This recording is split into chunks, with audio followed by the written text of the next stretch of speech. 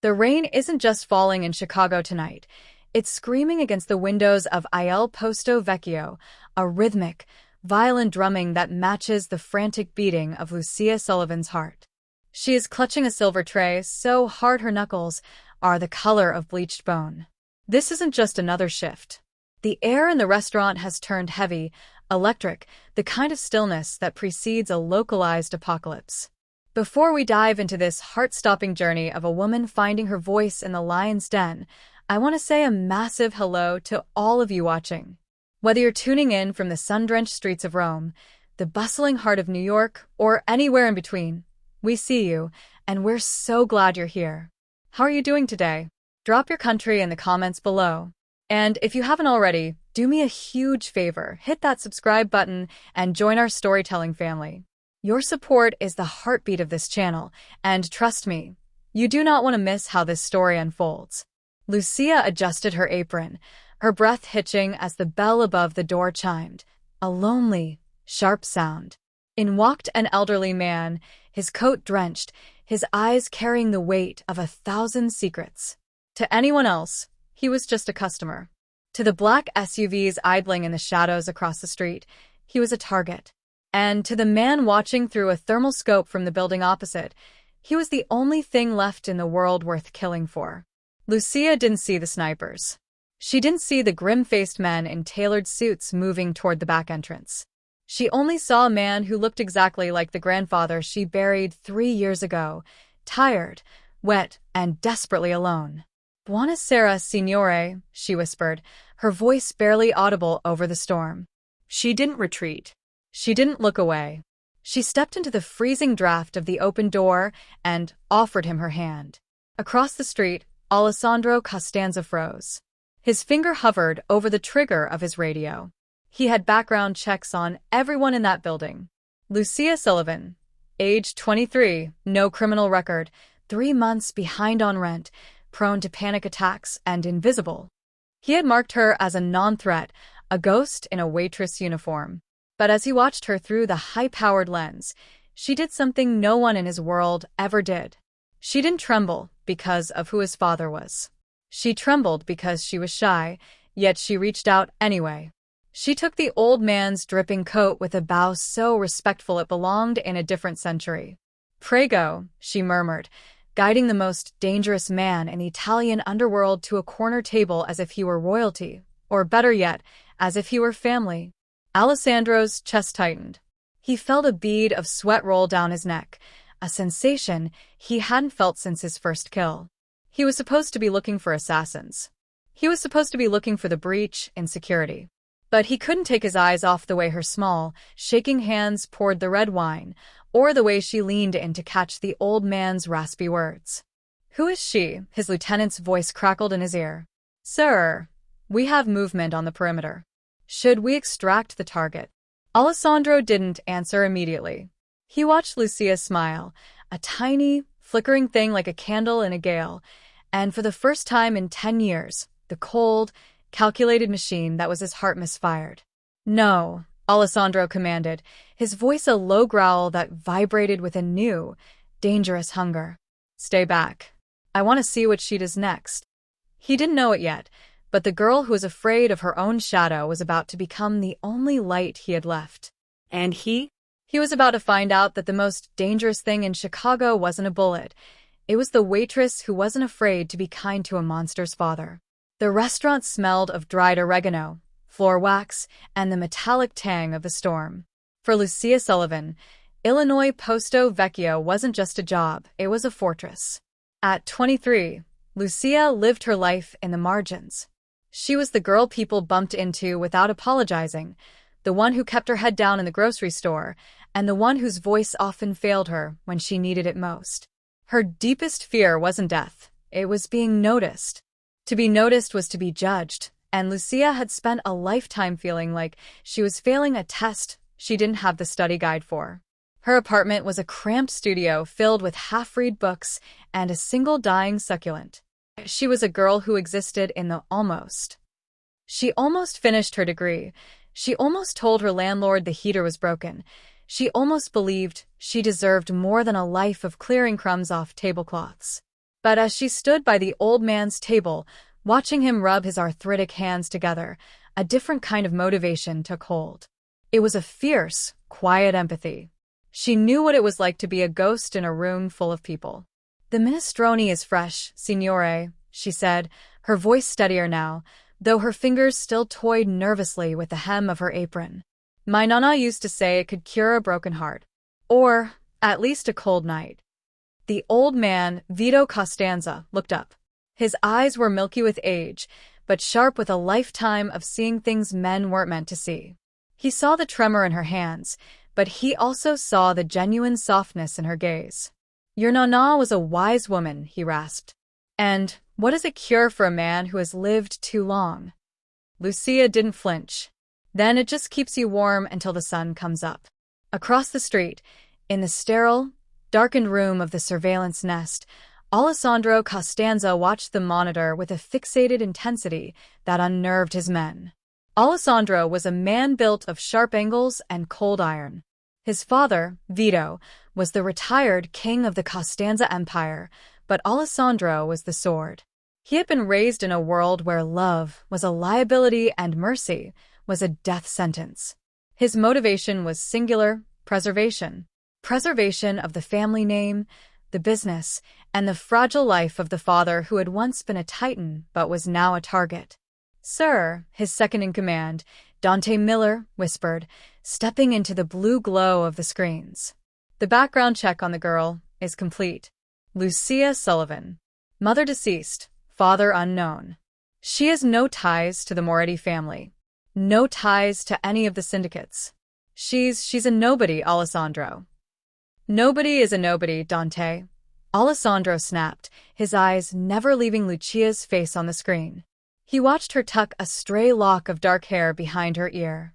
He watched the way she moved, not with the practiced grace of a honey-trap assassin, but with a clumsy, earnest care. Alessandro felt a strange, tightening knot in his stomach. He was a man of shadows, a man who viewed people as assets or obstacles.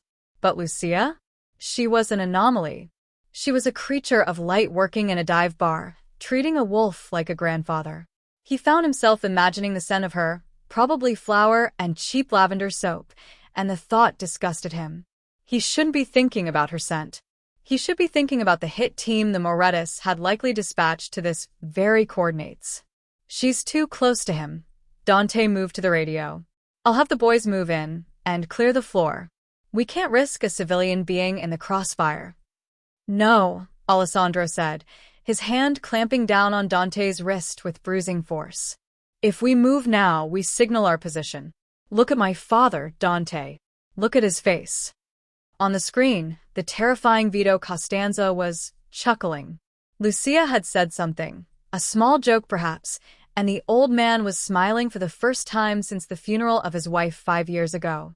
"She stays," Alessandro commanded. "But if she so much as drops a spoon too loudly, I want her neutralized. Do you understand?" As Alessandro watched, he felt a flicker of something he couldn't name. It was a hunger, yes, but not the kind he was used to. He didn't want to break her. He wanted to understand how someone so fragile could stand so close to the fire without burning. He wanted to know why he felt the sudden, irrational urge to jump through the window, cross the street, and stand between her and the rest of the world. Lucia, unaware of the crosshairs centered on her forehead, reached out and gently moved a stray water glass away from the old man's elbow. It was a gesture of pure, unadulterated protection. "I'll bring the soup, Signore Vito," she said softly. "You know my name, child?" the old man asked, his hand pausing. "It was on the reservation book." She lied gently, knowing full well the book was empty. "But you look like a Vito. It means life, doesn't it?" In the darkness across the street, Alessandro leaned closer to the monitor. "Life," he whispered to himself. He looked at his own hands, stained with the figurative blood of a dozen men. He looked back at the girl. She was the polar opposite of everything he was. She was the silence to his roar, the peace to his war. And, in that moment, the foundation was laid. Not just for a protection detail, but for an obsession that would tear the city apart. Alessandro didn't just want to protect his father anymore. He wanted to own the girl who made his father smile. He wanted to see if that trembling voice would scream his name or whisper it in the dark. The atmosphere inside Il Posto Vecchio shifted in a heartbeat. One moment, the only sound was the comforting clink of a spoon against a ceramic bowl. The next, the very air seemed to curdle. Lucia was halfway to the kitchen, her mind drifting to the strange, lonely man at table 4, when the front door didn't just open, it exploded inward. The heavy oak frame hit the wall with a crack that sounded like a bone breaking. 3 men burst through the rain-slicked threshold. They weren't wearing the tailored, silent elegance of Alessandro's crew. These were Moretti street soldiers, thugs in leather jackets with eyes like flat stones and suppressed pistols held low against their thighs. They didn't look at the decor. They didn't look at the menu. They looked straight at Vito Costanza.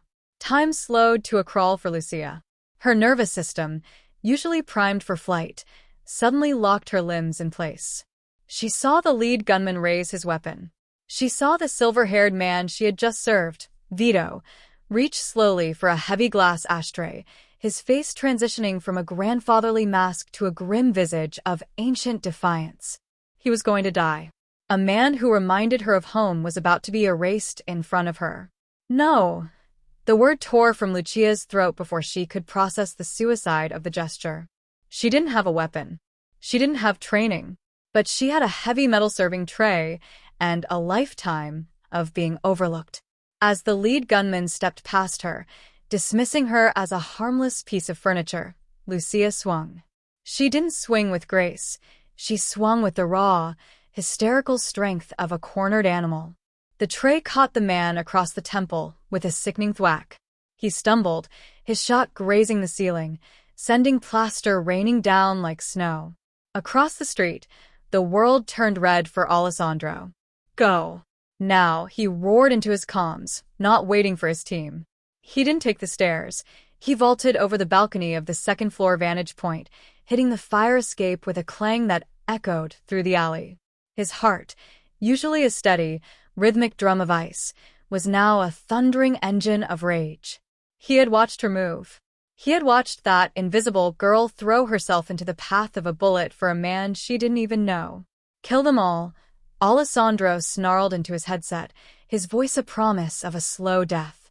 But if a single hair on that girl's head is touched, I will burn this city, with every one of you inside it. Inside the restaurant, chaos reigned. The second gunman lunged for Lucia, his hand wrapping around her throat, lifting her small frame off the ground. She kicked, her eyes wide and watering, clawing at his iron grip. She felt the cold press of a barrel against her ribs. "Stupid little bitch," the man hissed. Crack. The front window shattered inward. Not from a rock, but from the body of Alessandro Costanza. He came through the glass like a dark god of vengeance, rolling across the floor and coming up with his Beretta spitting fire before he had even fully stood. 2 shots. 2 rhythmic thuds as the men flanking the door collapsed. The man holding Lucia froze, using her as a human shield.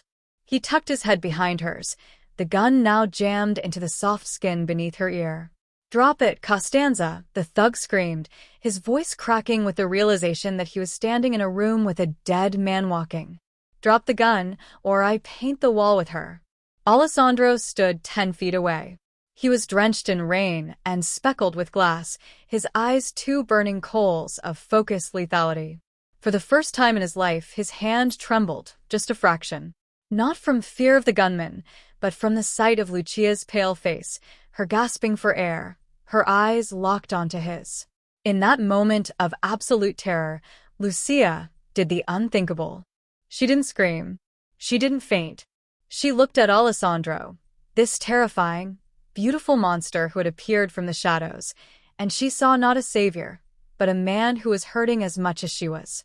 "Do it," she wheezed, her eyes pleading with Alessandro. She wasn't telling him to drop the gun. She was telling him to take the shot. She was choosing his father's life over her own. Alessandro's breath hitched. "Close your eyes, Lucia," he commanded, his voice reaching her through the din of the storm like a velvet caress. She obeyed. The sound of the shot was muffled by her own heartbeat. She felt the spray of something warm on her cheek and the sudden, jarring weight of the gunman as he went limp, dragging her down to the floor with him. She waited for the pain. She waited for the darkness. Instead, she felt strong, calloused hands catching her before she hit the linoleum. She felt a heavy, expensive wool coat wrap around her shivering shoulders. She opened her eyes to see Alessandro kneeling over her. He wasn't looking at his father. He wasn't looking at the bodies.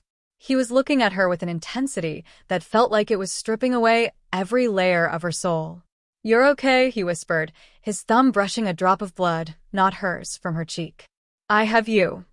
Vito stood up slowly, leaning on the table, his eyes darting between his son and the waitress. "Alessandro," the old man said softly. "She saved me." Alessandro didn't look back.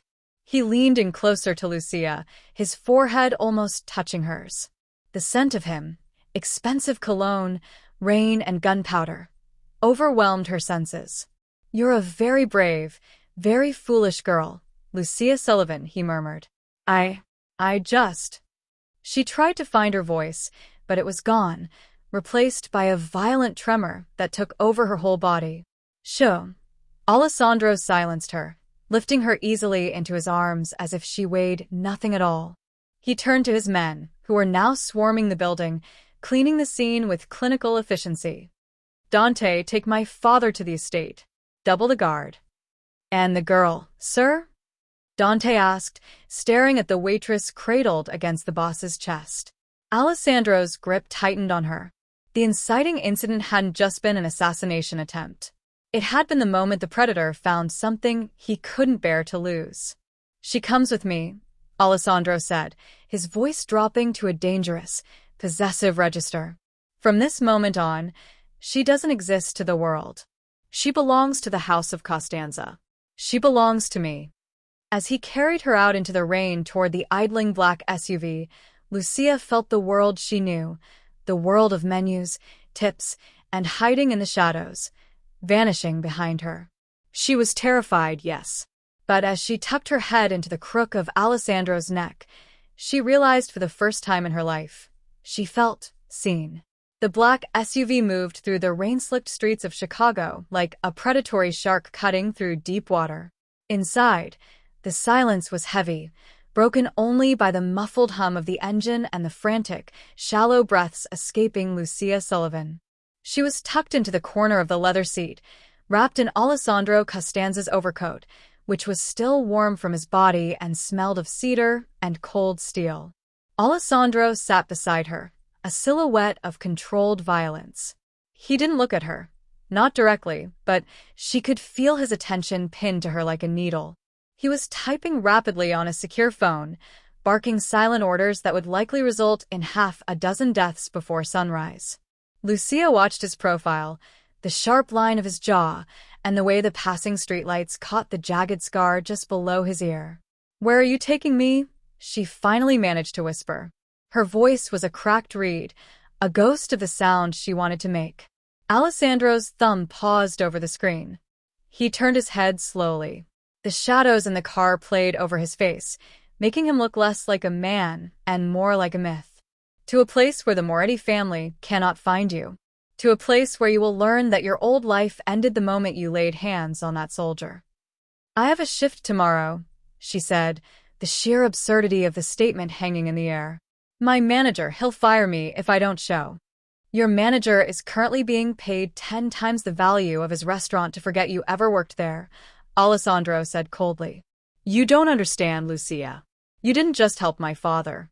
You interfered in a blood feud that has lasted 40 years. To them, you aren't a waitress. You're a target. A way to get to me." "I don't even know you," she cried, her eyes filling with hot, frustrated tears. "I was just trying to be kind.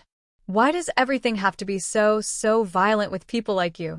Alessandro leaned in then, invading her personal space until she was pressed back against the door. "Because the world is not a dining room, Lucia. It is a slaughterhouse. And you just walked into the center of the floor." He paused, his gaze softening by a fraction of a millimeter as he saw her flinch. "But as long as you are in my house, the knives won't touch you." That is my word.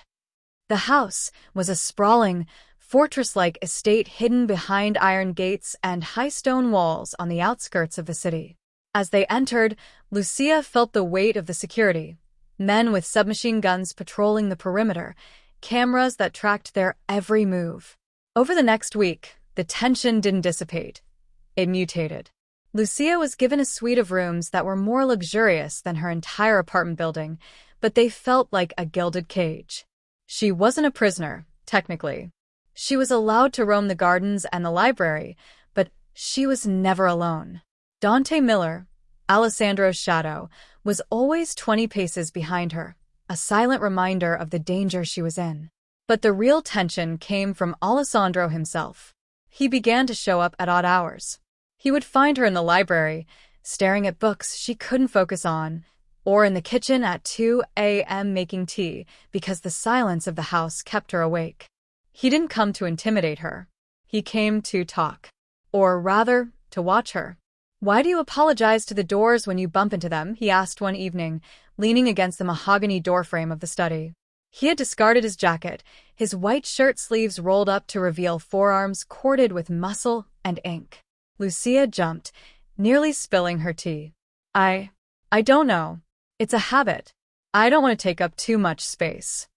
Alessandro walked toward her, his footsteps silent on the Persian rug. He didn't stop until he was standing directly in front of her. "In my world, if you don't take up space, you are buried in it. Look at me, Lucia." She tried, but her gaze flickered to his chest, his throat, the floor. "Look at me," he commanded, his voice a low, vibrating hum. She lifted her chin, her heart hammering against her ribs like a trapped bird. She met his dark, obsidian eyes. For a long moment, the air left the room. She saw the exhaustion in him, the crushing weight of a crown he never asked for, and beneath that, a flicker of something that looked like hunger. "Don't look down," he whispered. "The Morettus, the world, even me, we all feed on hesitation. If you're going to survive what's coming, you have to stop shrinking."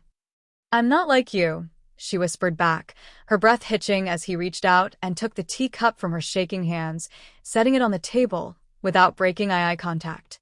"No," he said, his voice dropping to a dangerously intimate register. "You're better, but you're mine to protect. And I can't protect a woman who won't even stand up for herself."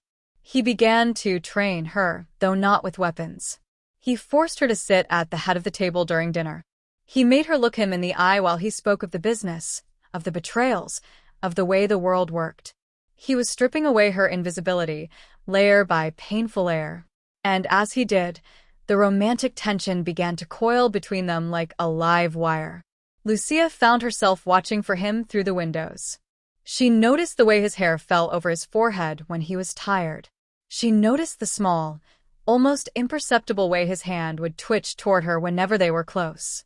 But there were red herrings in the tall grass.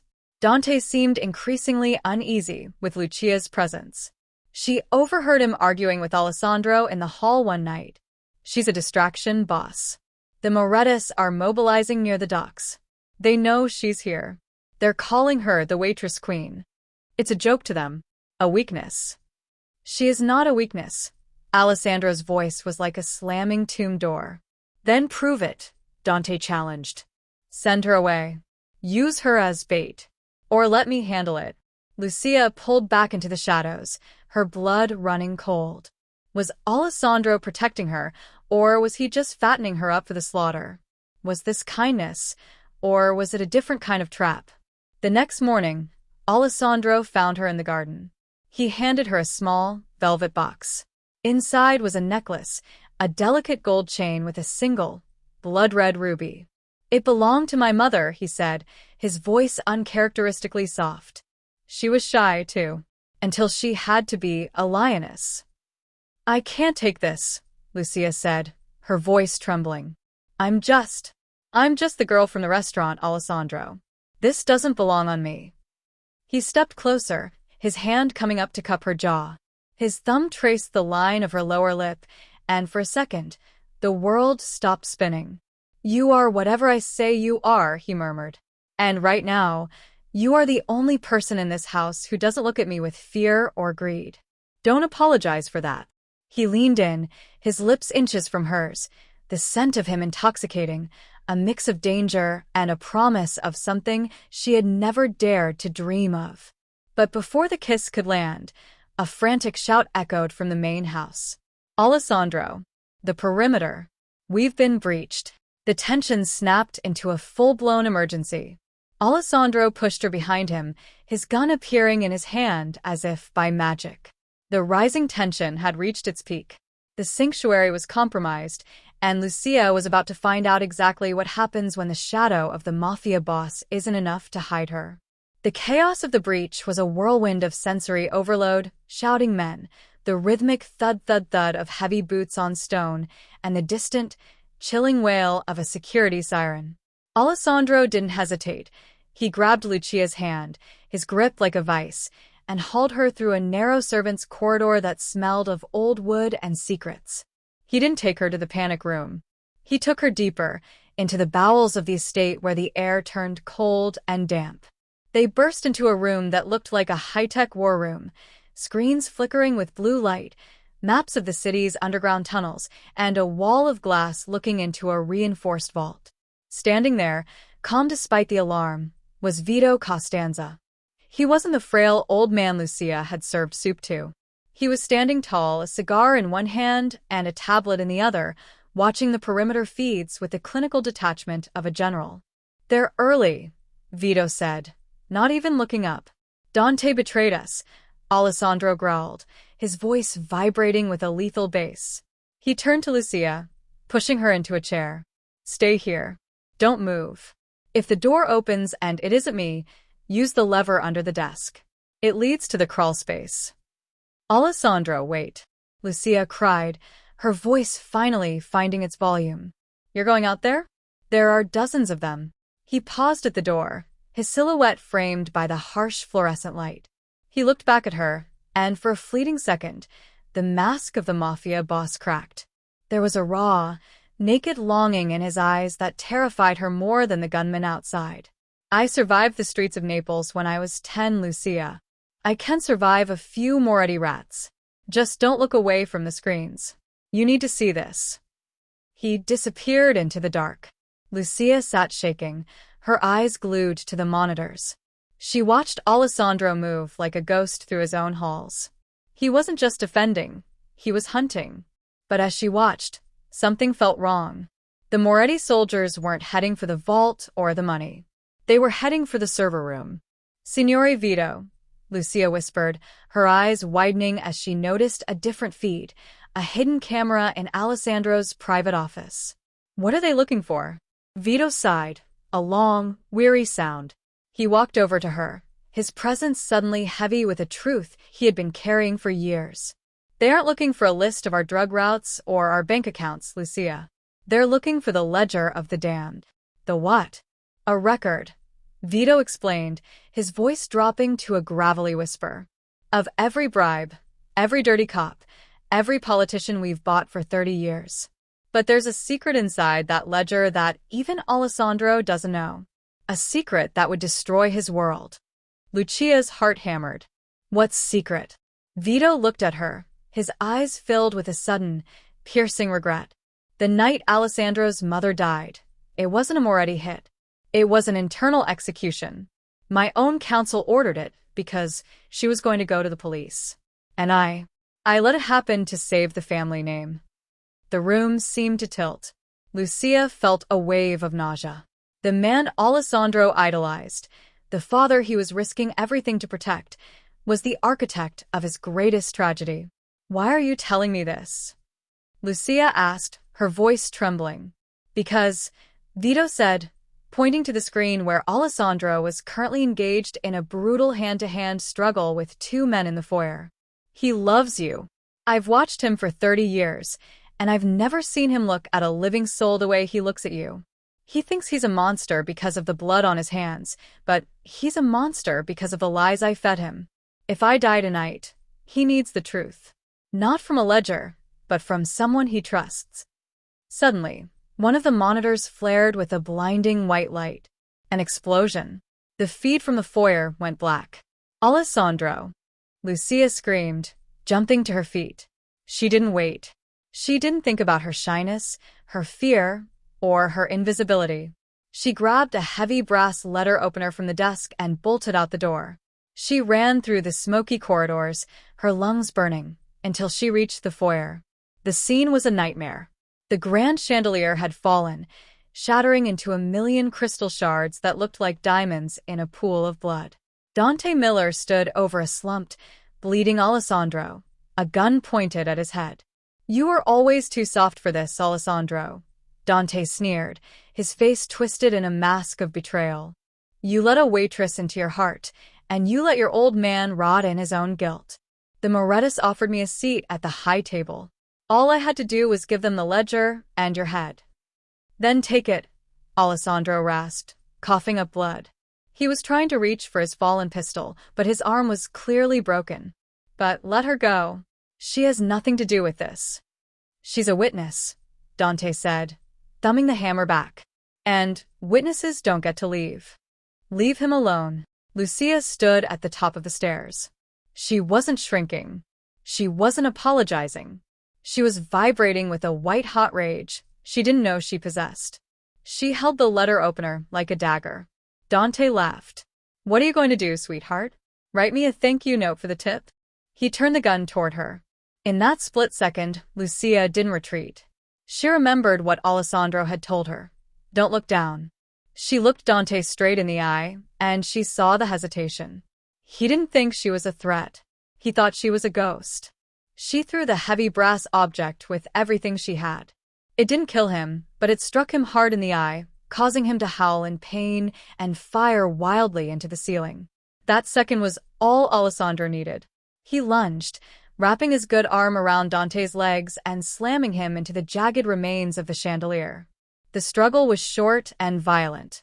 When it was over, Dante was no longer a threat, and Alessandro was gasping for air amidst the ruins of his empire. Lucia ran down the stairs, falling to her knees beside him. She pulled his head into her lap, ignoring the blood staining her dress. "I've got you," she sobbed. "I've got you." Alessandro looked up at her, his vision blurring. You stayed," he whispered. "I'm never leaving," she promised. But even as she held him, the weight of Vito's revelation sat in her chest like lead. She looked up and saw Vito standing at the edge of the shadows, watching them. He knew. He knew that the girl who saved his son now held the power to destroy him. The midpoint of the night had passed, but the real darkness was just beginning. The secret was out, the betrayal was deep, and the woman who used to be invisible was now the only thing standing between the man she loved and a truth that would shatter his soul. The aftermath of the foyer battle was not a victory, it was a stay of execution. The air was thick with the copper tang of blood and the acrid stench of spent gunpowder. Alessandro lay heavy against Lucia, his breathing a wet, ragged sound that terrified her. Around them, the remnants of the Costanza security team were scrambling to fortify the perimeter, but the betrayal had cut deep. Dante's defection hadn't just opened a door, it had ripped the heart out of their defense. "Get him to the infirmary," Vito's voice boomed, but it sounded hollow now to Lucia. She looked at the old man, and instead of the lonely father she had pitied, she saw a ghost wrapped in a suit, a man who had watched his own wife be sacrificed for a legacy that was currently crumbling into ash. The darkest hour began in the sterile, white-tiled medical wing of the estate. Alessandro was sedated, his arms set and his ribs taped, but his fever was climbing. He tossed and turned in the grip of a nightmare, whispering names of people Lucia didn't know, names of the dead. Lucia sat by his side, her hand interlaced with his, but she felt miles away. The secret she carried, the truth about his mother, felt like a physical weight on her chest, a poison she was forced to swallow to keep him safe. "You should sleep, child," Vito said, appearing in the doorway. He looked older than the stones of the house. Lucia didn't turn around. Her voice was cold, a tone she had never used in her life. "Why did you tell me? Why give me the burden of your cowardice?" Vito stepped into the light, his eyes watery. "Because I am a dying man, Lucia." And because the Morettists didn't just want the ledger. They want Alessandro to know. They want to break him before they kill him. They're going to broadcast the truth to every soldier in this city. If he hears it from them, he will let them kill him. If he hears it from you, he'll hate me for knowing, she whispered. Before Vito could respond, the world went black. The power to the estate was severed. Not just the lights, but the electronic locks, the security feeds, and the oxygen scrubbers. A heavy, suffocating silence fell over the room, followed by the distant, rhythmic thump of a helicopter. They're here, Vito whispered. This wasn't a skirmish, it was an invasion. The Moretti family had brought their full weight. Outside, the night was lit up by flares, turning the garden into a landscape of flickering, demonic shadows. Lucia, take the service elevator, Vito commanded, thrusting a keycard into her hand. It has an independent power supply. Take Alessandro to the docks. There's a boat waiting under the name Stella. Go. What about you? I have a debt to pay, the old man said, and for the first time, Lucia saw the king he once was. He drew a heavy revolver from his waistband. Go. Now. Lucia acted on instinct. She struggled to get the semi-conscious Alessandro into a wheelchair, her muscles screaming with the effort. Every shadow in the hallway looked like an assassin.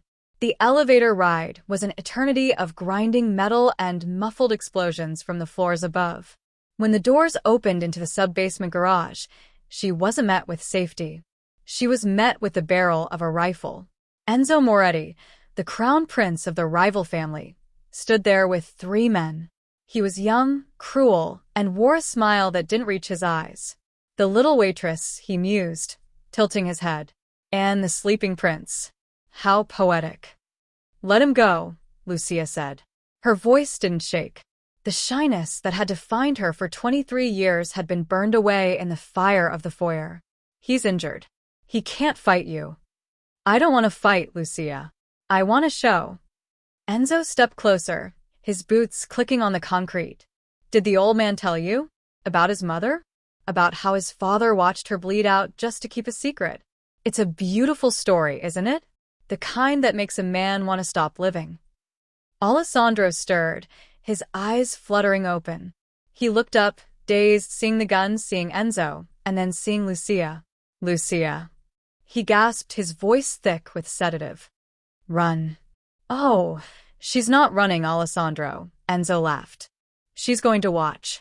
And then, she's going to tell everyone how the great Alessandro Costanza died in a basement, crying for a mother his father murdered. Enzo raised the rifle. No. Lucia threw herself over Alessandro's body. She wasn't a shield. She was a sacrifice. She waited for the impact, for the end of her short, invisible life. But the shot didn't come from Enzo. A massive explosion rocked the garage. The ceiling above the Moretti men buckled as a black SUV, driven by a blood-streaked but alive Dante. No, it was a loyalist, she realized, Julian Thorne, a man she'd seen at the gates, plowed through the brick wall. In the chaos, Enzo's men were scattered. But Enzo, fueled by spite, leveled his weapon at Lucia's head. If I can't have the throne, I'll take the heart. He pulled the trigger.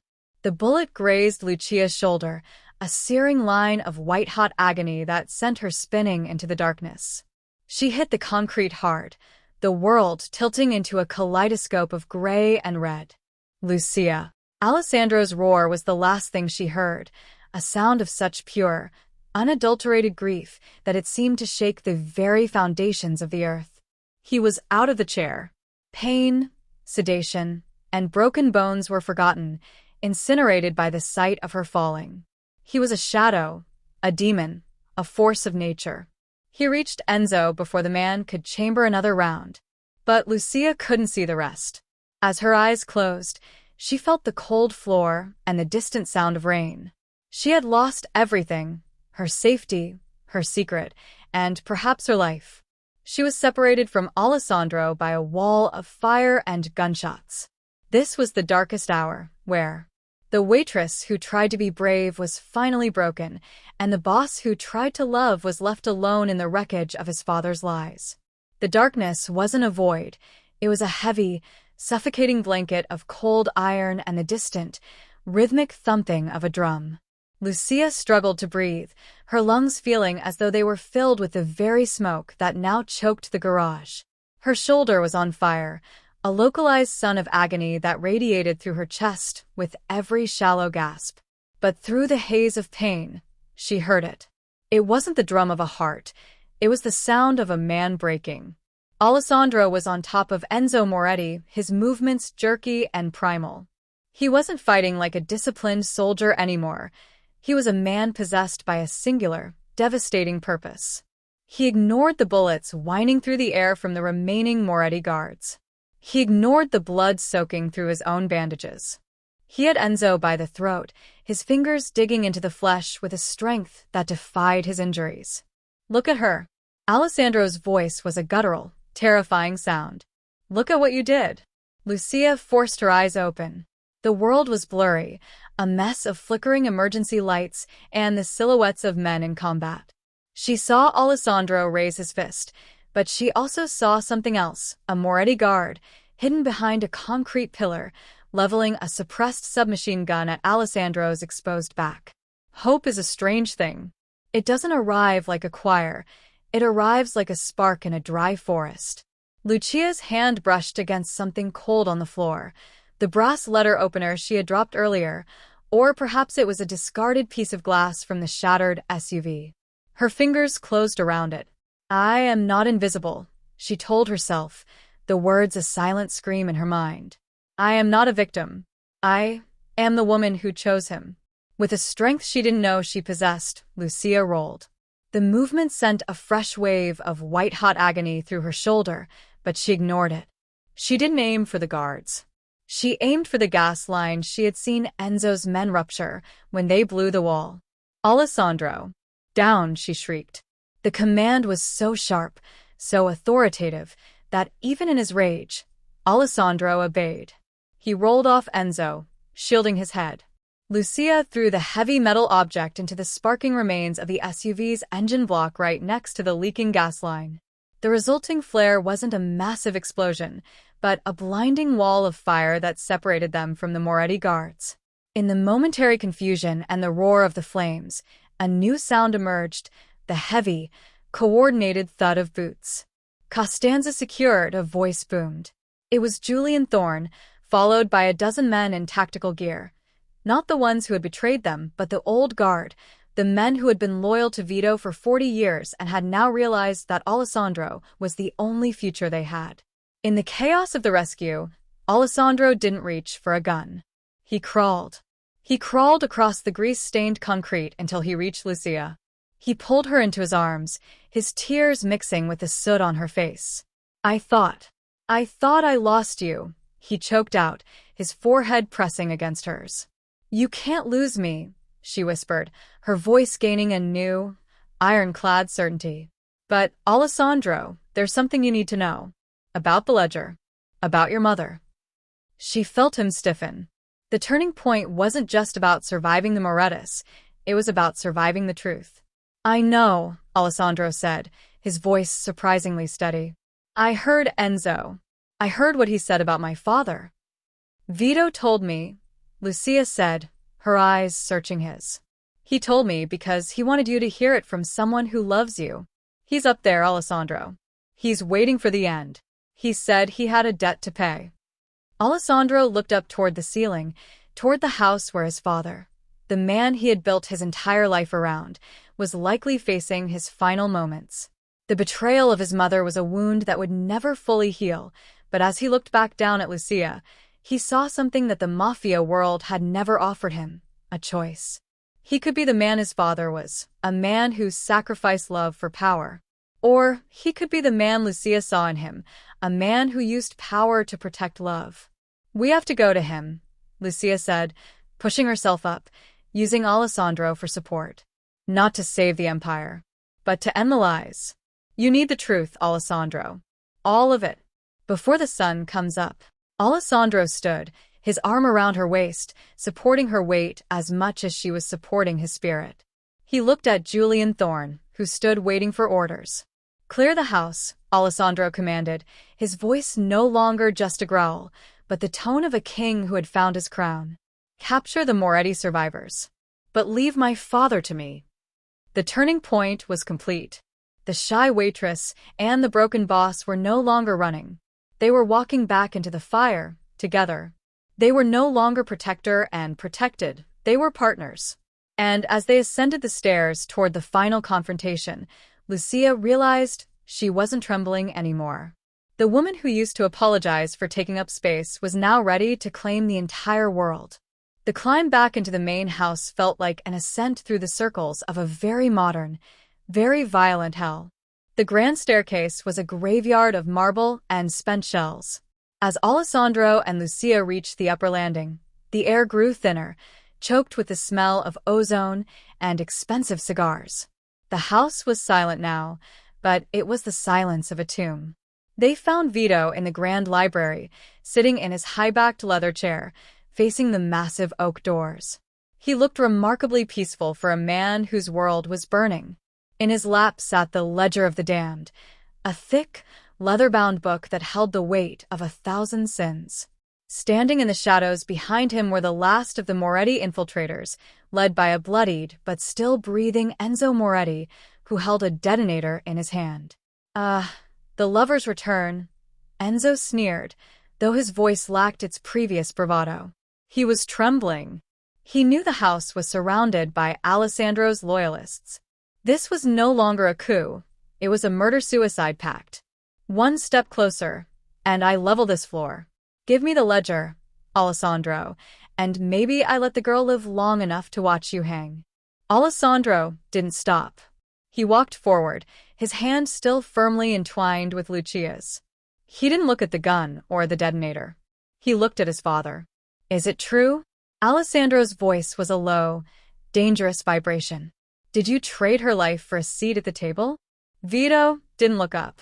His fingers traced the gold-leafed edges of the book. I traded her life for the family, Alessandro. I thought the name Costanza was more important than the woman who bore it. I was wrong. He finally looked up, his eyes meeting Lucia's. She saw it, you know. This girl. She saw the man I was supposed to be.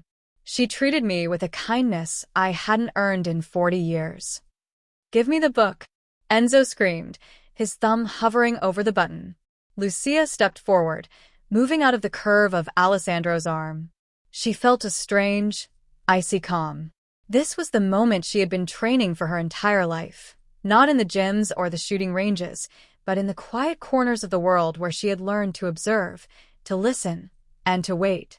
You don't want the book, Enzo, Lucia said, her voice ringing out through the library with a clarity that startled even Alessandro. You want the power it represents. But look around you. The power is gone. The soldiers downstairs are wearing Costanza colors. The police are 10 minutes away. If you press that button, you don't become a king. You just become a memory. Shut up. Enzo lunged toward her, but his movements were sloppy. In that fraction of a second, the climax exploded into motion. Alessandro didn't go for Enzo. He went for the ledger. He tackled his father's chair, knocking the old man and the book to the floor just as Enzo fired. The bullet tore through the leather upholstery, but it missed its mark. Lucia didn't run. She didn't hide. She remembered the training Alessandro had given her, the lessons in not shrinking. She grabbed a heavy crystal decanter from the side table and hurled it at the floor near Enzo's feet. The glass shattered, creating a distraction of light and noise. As Enzo flinched, Alessandro was on him. It wasn't a fight. It was an execution. Alessandro disarmed him with a sickening crack of the wrist and pinned him against the floor. But he didn't pull the trigger of his own gun. He looked at Lucia. He's yours, Alessandro gasped, his eyes burning with a question. He tried to take your life. He tried to take our future. Do we end it here? Lucia looked at the pathetic, broken man on the floor. She looked at Vito, who was clutching the ledger like a holy relic. She realized that the cycle of blood only ended if someone was brave enough to stop spinning the wheel. No, Lucia said, her voice like steel. Give him to the authorities. Let the ledger go with him. Let the secrets out, Alessandro.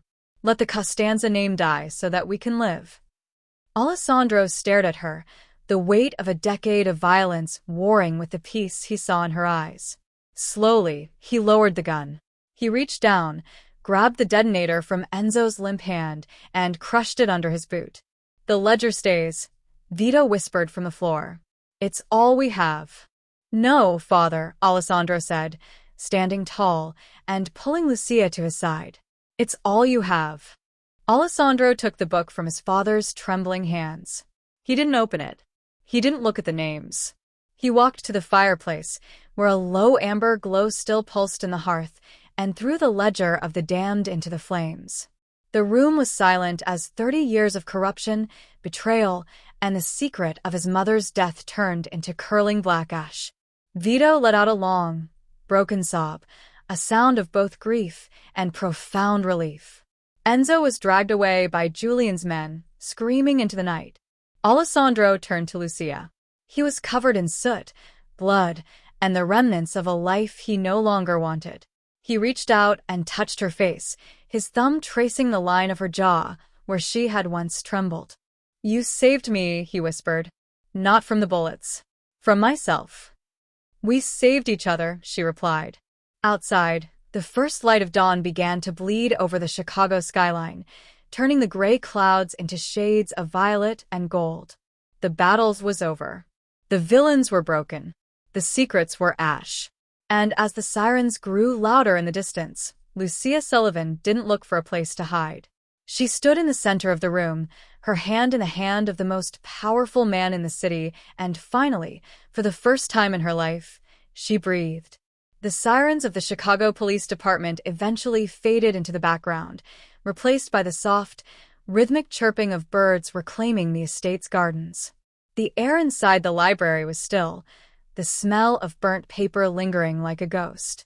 Vito Costanza had been taken to a private medical facility under heavy guard, not as a king, but as a man whose reign had ended with a whimper and a confession. 6 months later, the sun over the Amalfi Coast didn't just shine, it sparkled like a promise. Lucia Sullivan stood on the terrace of a villa that overlooked the Tyrrhenian Sea. The Mediterranean breeze caught the fabric of her white silk dress, but she didn't tuck herself away from the wind. She didn't shrink. She stood at the edge of the stone railing, her head held high, looking out at the horizon with the gaze of someone who owned her destiny. She was no longer the girl who stuttered over a soup order. She was the woman who had navigated a minefield of shadows and emerged with her soul intact. Her shoulder bore a faint, jagged scar, a silver reminder of the night she chose to stop being invisible, but she wore it like a badge of honor. Behind her, the French doors creaked open. Alessandro Costanza stepped onto the terrace. He looked different now. The sharp, jagged edges of his fury had been filed down, replaced by a calm, grounded strength. He had dismantled the dark parts of the Costanza empire, turning the family business into a legitimate global logistics firm, stripping away the blood and the betrayal until only the work remained. He walked up behind her, his presence no longer a threat, but a sanctuary. He wrapped his arms around her waist, pulling her back against his chest. "The boat is ready," he murmured against her ear. His voice, once a weapon of intimidation, was now a low, melodic caress. "We could be in Capri by sunset. Or we could stay here and do absolutely nothing for the rest of the day." Lucia turned in his arms, her hands sliding up his chest to rest on his shoulders. She looked him in the eye, not with the trembling fear of a waitress, but with the fierce equality of a wife. "I think I've had enough excitement to last 3 lifetimes, Alessandro," she said, a playful smile dancing on her lips. "I'd settle for a quiet afternoon. Just us." "Just us," he repeated, the words sounding like a prayer. He reached into his pocket and pulled out a small velvet box. He didn't kneel. They had moved past the need for grand gestures of submission. Instead, he opened it to reveal a ring. It wasn't the blood-red ruby of his mother's past. It was a clear, brilliant diamond, set in a band of recycled gold. It was new. It was untainted. "I asked you once to wear my name as a shield," Alessandro said, his voice thick with emotion. "Now, I'm asking you to wear it as a choice." "Lucia, I don't want to protect you from the world anymore. I want to walk through it beside you. Will you stay? Lucia looked at the ring, then back at the man who had burned down a throne just to keep her safe. She thought about the shy girl in the rainy restaurant and realized that girl was gone, replaced by someone she finally liked. I'm not going anywhere, she said.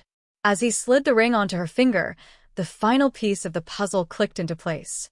They had survived the betrayal of a father, the greed of an enemy, and the weight of a violent legacy. They had found the one thing the Costanza ledger could never account for, a love that was earned, not demanded. The story of the shy waitress and the Mafia boss didn't end with a headline or a funeral. It ended in the quiet, golden light of an Italian afternoon, with a woman who had found her voice and a man who had finally learned to listen.